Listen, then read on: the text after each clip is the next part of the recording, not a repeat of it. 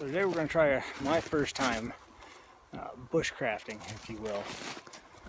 So I was talking to my cousin the other day. He talked about the homeless population in Alabama. And if I sound funny, it's because I got braces in. So that'll be for a while. I have to brace this up. He was talking about the homeless population in Alabama after the hurricane and them having problems with staying warm and shelter and things like that. And so this last year I started using sleeping pads guiding. And one of the things that I noticed was life got a whole lot better just off of that one change. I had one that I brought out with me, just a little thin cheap pad. I think I paid 12 or 15 bucks for it at Field and Stream, I don't know, probably 5 years ago. And then I went to Sportsman's Warehouse. I got a better one. That one was about $40, but it collapses down. It's one of the Thermarest Z-Lights, I think they call it. I'll have to check on it and put that on here later on.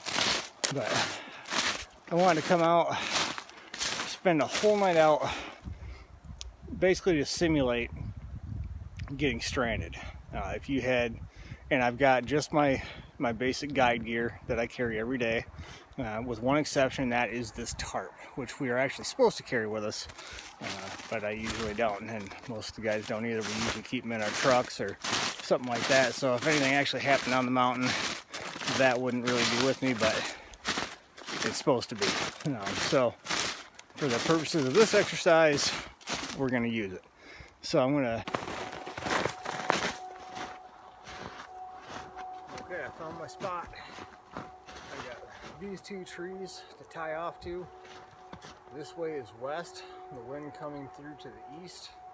I'm going to start my fire right here, get that going. And I'm going to start running some line up where I can tie my tarp, cut these trees out so I can have me a nice little sleeping area right here. And this is going to be basically my spot for tonight.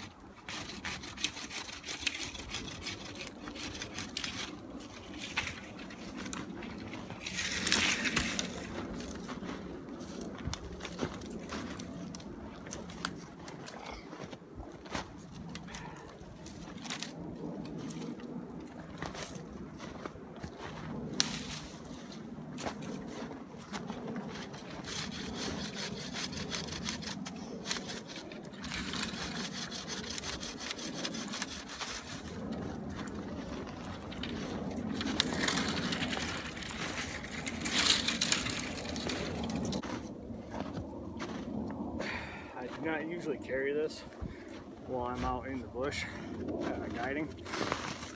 However, they do make collapsible ones of these that go on your pack. Typically, I carry this little handsaw. I think I'm gonna get that out for doing this. So, I gotta get in my pack here.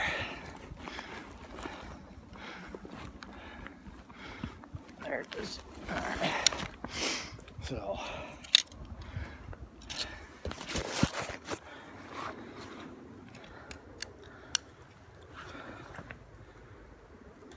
This is a Kogelans, I think. However you pronounce that. This is like 10 bucks at Sportsman's Warehouse. That's where I get most of my gear.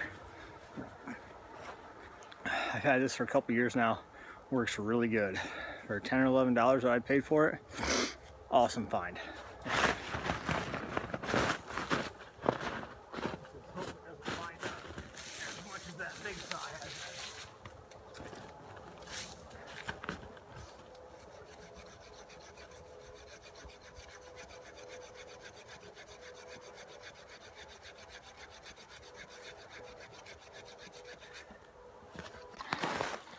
You always want to keep a good supply of 550 or 1100 cord with you.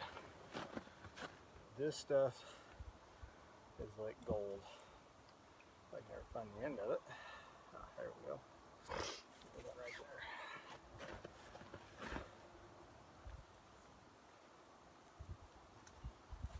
Now I'm going to put this about 3 feet high because I want all that heat to be able to radiate into here, which I might even go a little bit farther.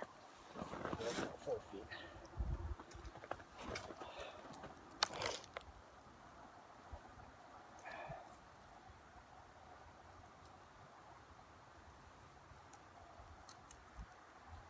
I am not proficient at knots, not like a lot of these other guys, so I'm just doing a really just basic knot that I'm coming up with to try and hold this thing.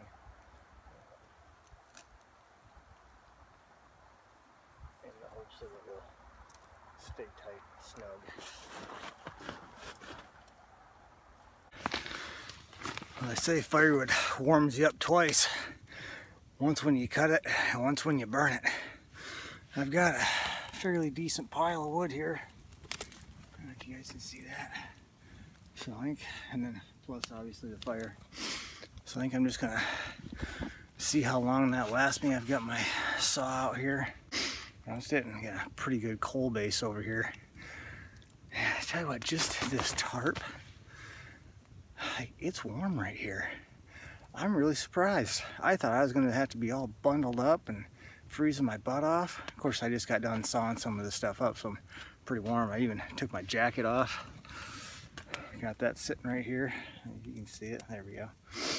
Now, it's a little bit harder. I'm not used to filming at night, and, especially in these kind of conditions. So, oh, that's bright. But yeah, I got my long fire finally going. This thing's about 4 feet. Some of the wood's 5, you know, once it's all stretched out, so that gives you an idea of the length of the fire. But I sit down here in this tarp. I got a little bit of a flap there to help stop the breeze coming in from the west. And man, it's warm. I think I'm gonna have a good night. So it's like 8:30, 8:45, and we're gonna find out how this goes. So if nothing happens, I'll see you in the morning.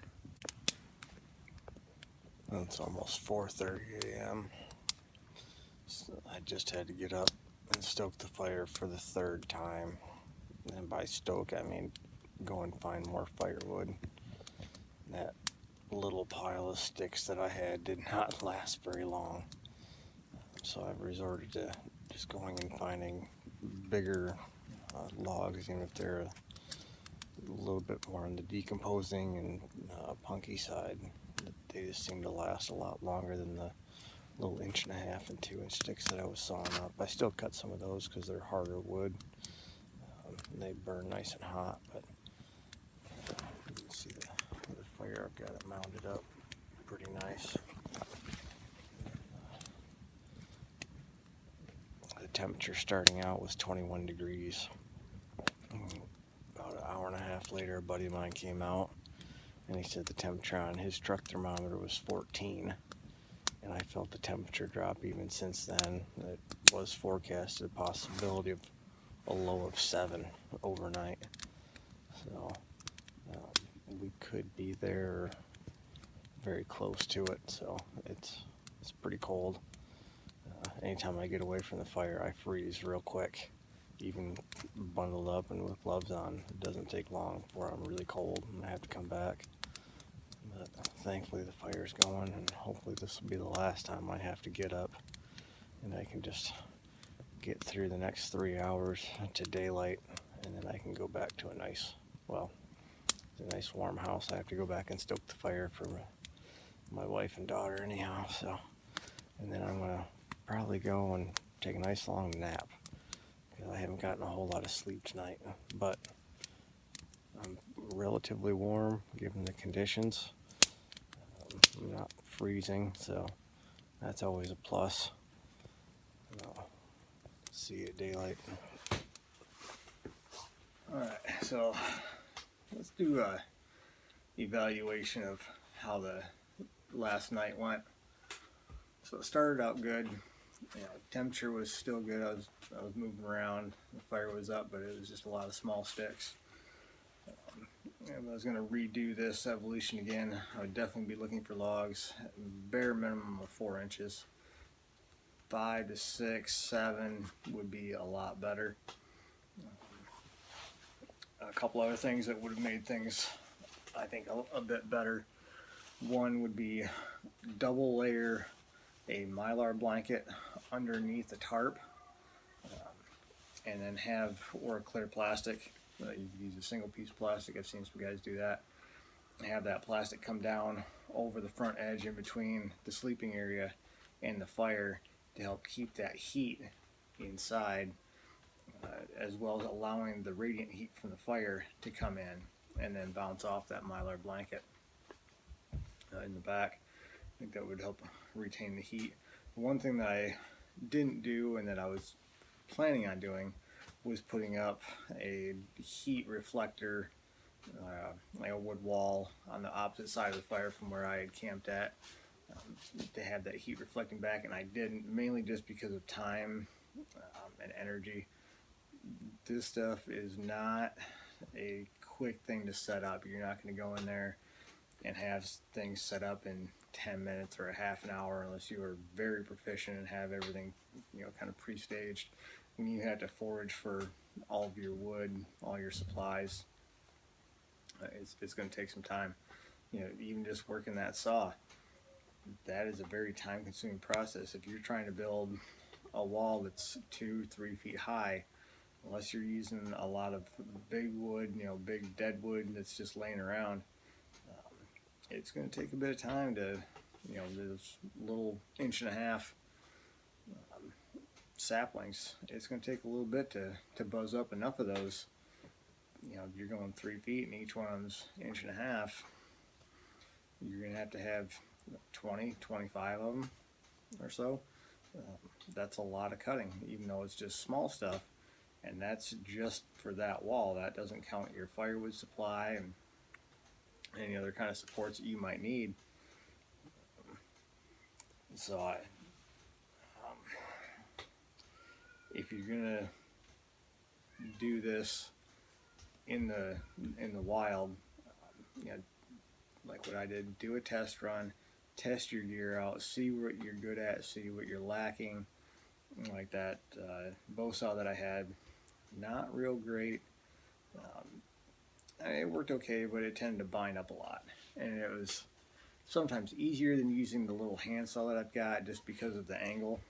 I think one of those smaller bow saws would probably be better, especially one where you can actually tighten the blade. It doesn't just snap up, but something that you could tighten, I think would probably be the ticket.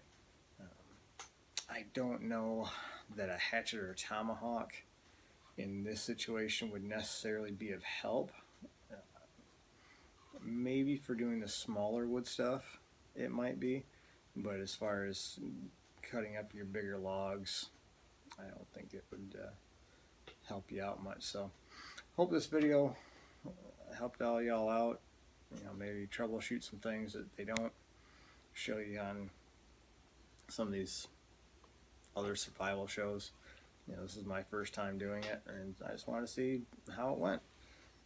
And I did make it through all night, but there was definitely a lot of getting up, so I did not get a whole lot of sleep. Still didn't get much of a nap today, so I'm going to sleep good tonight, I hope. We'll see you on the next one, so happy hunting.